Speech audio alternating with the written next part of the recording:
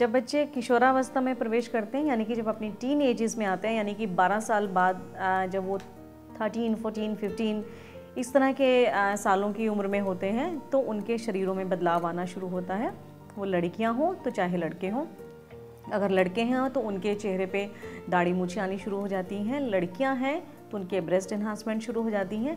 इन सारी चीज़ों में किसी किसी बच्चे में थोड़ा आगे या थोड़ा पीछे हो सकता है। बच्चे अपने आप को कंपैरिजन करते हैं अपने क्लासमेट्स के साथ, अपने साथ खेलने वाले हम उम्र बच्चों के साथ। तो उनमें से किसी की एज में 1 से 2 साल का फ़र्क भी हो सकता है, या किसी में ये चेंजेस थोड़े पहले भी आ सकते हैं और किसी में थोड़ा डिले भी हो सकते हैं। जिन बच्चों में ये थोड़े डिले होते हैं वो बच्चे बहुत कॉन्शियस हो जाते हैं और अपने आप को डिप्रेस महसूस करने लग जाते हैं। और बहुत बार मैंने देखा है कि पेरेंट्स भी इस बारे में ज़्यादा जानकारी नहीं रखते, तो वो भी साथ में उतने ही परेशान हो जाते हैं कि थोड़ी क्लास बड़ी हो गई है, हमारे बच्चे में ये चेंजेस क्यों नहीं आए हैं, मेंस्ट्रुअल साइकिल क्यों नहीं स्टार्ट हुआ है, या फिर बच्चे में जो चेंजेस बॉडी में दिखने चाहिए वो क्यों नहीं दिख रहे हैं। तो मैं आपको समझाना चाहती हूँ कि ये एज के साथ किसी महीने में 6 महीने साल भर का बच्चे के अंदर फ़र्क भी हो सकता है।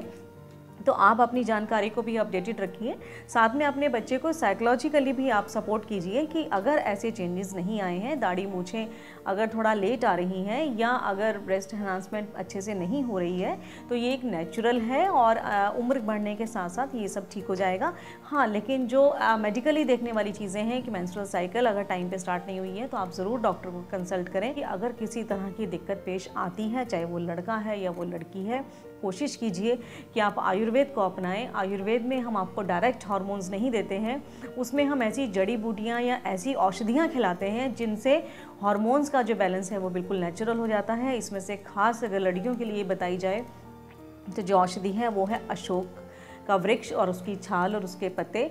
जब अशोक की बनी हुई मेडिसिन्स दी जाती हैं तो वो पूरे रिप्रोडक्टिव सिस्टम पे इफ़ेक्ट करती हैं, और साथ साथ जो प्यूबर्टी के समय होने वाले जो चेंजेस हैं, जो पिट्यूटरी ग्लैंड है या जो हमारी ओवेरियन ग्लैंड्स हैं, जिनकी वजह से डिसफंक्शनिंग की वजह से या स्लो फंक्शनिंग की वजह से अगर किसी तरह की डिले सामने आता है तो उसको कवर करती है। और ये बिल्कुल साइंटिफिकली प्रूवन है कि जो ये औषधियाँ हैं, इनमें से जो मेडिसिन एक्सट्रैक्ट होती हैं वो हार्मोन्स को बिल्कुल बैलेंस करती हैं, बजाय इसके कि सिंथेटिक हार्मोन्स दिए जाएं, क्योंकि वो भी अंदाजे से दिए जाते हैं जिससे शरीर में और भी ज़्यादा गड़बड़ी हो सकती है। उससे बचिए और आयुर्वेद को अपनाइए, अपने बच्चों को स्वस्थ रखिए और आप भी अपनी जानकारी को स्वस्थ रख के अपने बच्चों को ठीक से गाइड कीजिए।